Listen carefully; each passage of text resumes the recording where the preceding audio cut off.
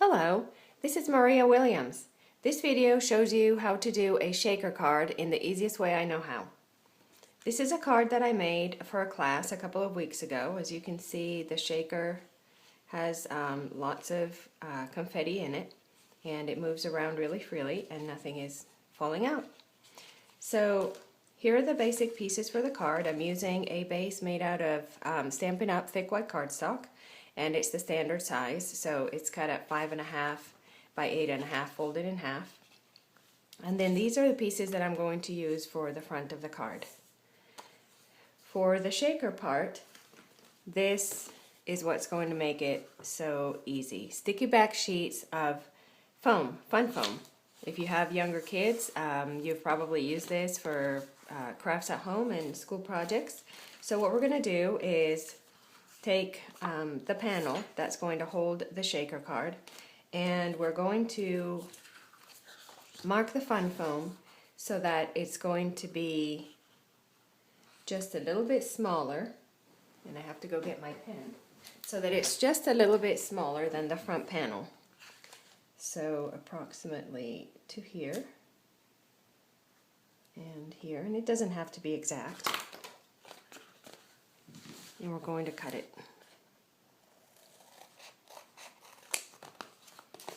And as you can see, this was only 89 cents for a 9 by 12, so this is not something that's very expensive. And here you can see the sticky. And what we are going to do is apply this two-sided adhesive to the side of the fun foam that does not have adhesive right now. Now this does get a little tricky sometimes, but here we go.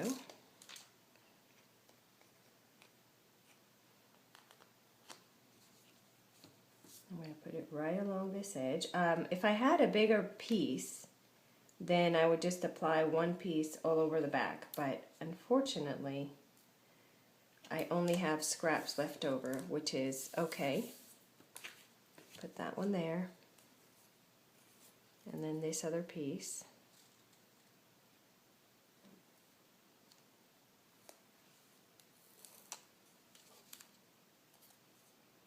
Oops, wrong one.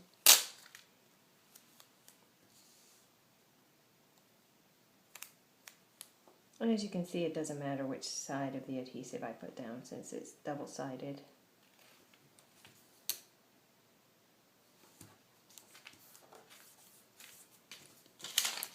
Okay, now I'm going to cut the excess off.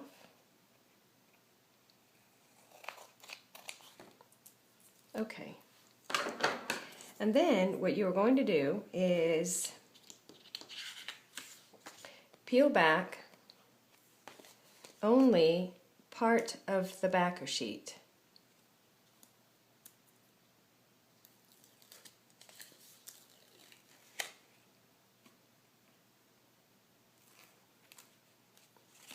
And you're going to cut that off.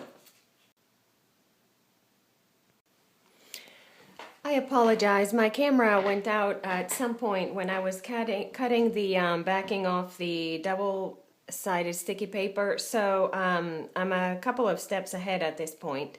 I went ahead and stamped the base of the balloon, and then I placed the die so that I could see just a little bit of the lines from the balloon basket, and I cut everything at the same time. So now I can pull this out, and as you can see, it cut through all the layers beautifully. And I had removed some of the backing down here, and I stuck it down, leaving an opening. And the reason we want this opening is that now we are going to take a piece of acetate or window sheet, and we are going to cut a piece with the balloon die, just large enough to cover the opening. So you just take your die, whatever the shape may be, and just cut around it. As you can see, I'm doing this very quickly. And then you take that piece of acetate, which you probably can't see, and you're going to put it in between these layers. And this does, again, get a little tricky, but we're going to get it off. So there's one piece.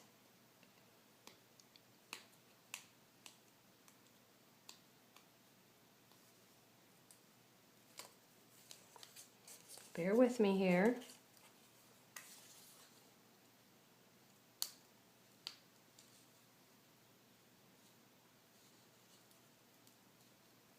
There we go.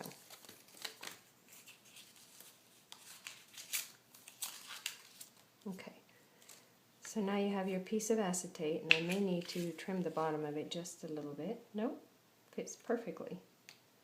And you just put it in there, and you've already got the double stick adhesive on there. So that is going to be perfectly sealed.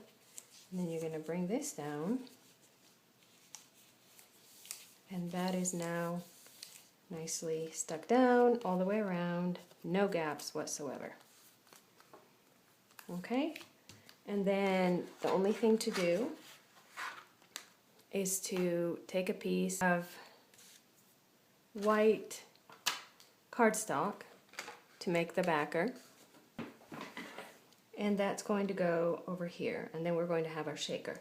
Before I do that, I'm just going to take my little strip of black that I'm going to put here, and I'm going to glue that. And I like to use for these little strips the fine tip glue pen, because it gives me an opportunity to really line it up. And that would be the wrong side. So never mind that. As you can see, I have done this once before. I'm not sure why. So we're just going to ignore that. And unfortunately our balloon is going to be a little bit further over, but no big deal. What I'm going to do then is I'm going to peel this back a little bit.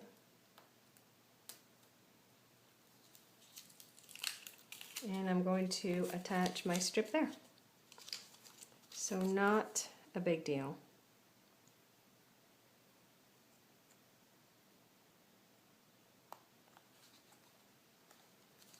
Okay. And I'm going to leave this down for now while I fill the inside. These are the, this is the Brights sequin assortment. I'm going to put some gold glitter in there first. And I'm going to shake that around. And the reason I'm doing this is that if there's any glue at all around the edges, I like for the glitter to get in there. Okay, and then I'm going to add the other sequins.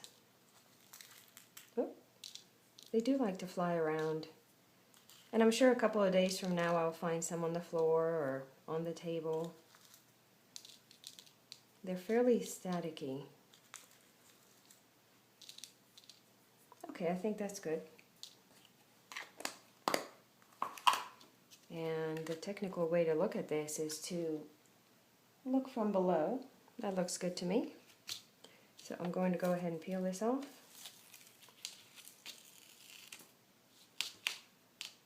Sticking to my fingers, it's so sticky. And then take the backer piece. Just kind of line that up.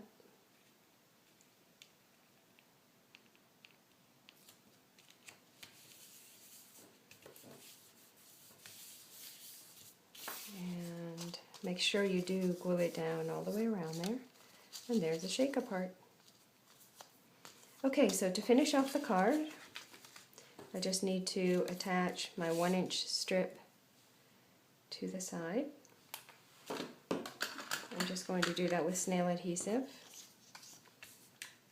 Oops.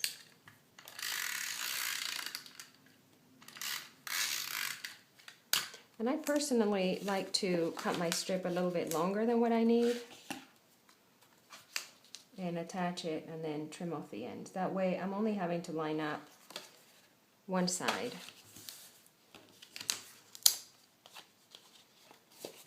Trim this off.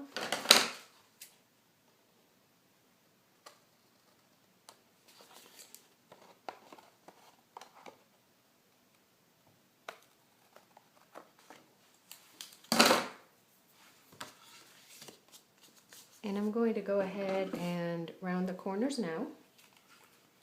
I'm using a 1/2 inch corner rounder, and because I'm going through 2 layers of thick white cardstock, I'm using my corner chomper. Otherwise, I could just use the Project Life corner rounder. So there's that. And then for this, I am going to use a little bit more aggressive tape. So I'm using this tear tape. It's lovely. You can just tear it like it says, and it's very aggressive. So I'm going to put 3 strips of it on the back of the card. And what I like to do so that I can line it up nicely is take off the strip that's farthest from where I'm going to start taping it down. So I've taken off this one, but I'm going to actually line it up at the bottom and try to keep the part with the exposed adhesive separate from the card until I'm ready to press it down. Oops.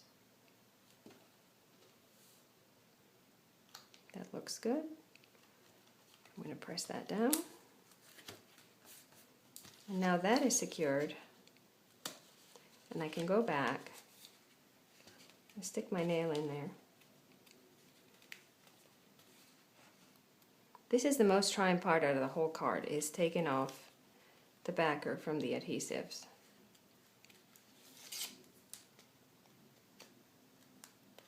And the only tip I can give you for that is to really burnish it down before you try to peel it. There it is. And now the only thing I have left to do is the sentiment. So I'm going to use this stamp from Fabulous 4. And of course I could have used a sentiment from the same stamp set, but I don't know, I just have to make it a little more difficult and pick a different one.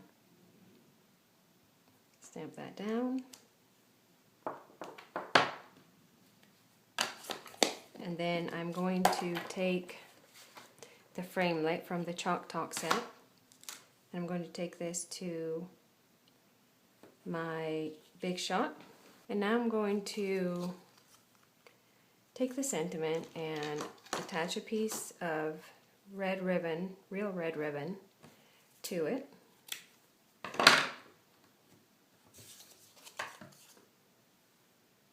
I'm going to line it up.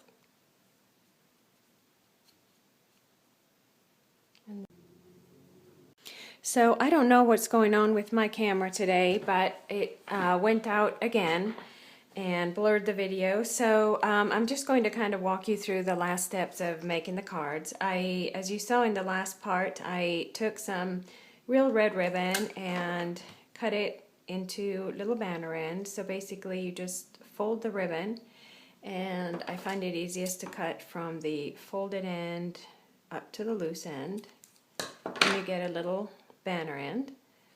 So I did that, and then I cut a star out of this foil paper with the star from the Itty Bitty punch set. And I also ran some Whisper White cardstock through the Big Shot with the Swiss Dots embossing folder, and used the tree punch to cut the clouds and attach those with glue dots. And that completed the card. I hope you enjoyed the video besides all the technical difficulties, and I hope that you will give shaker cards a try with the Fun Foam. Take care.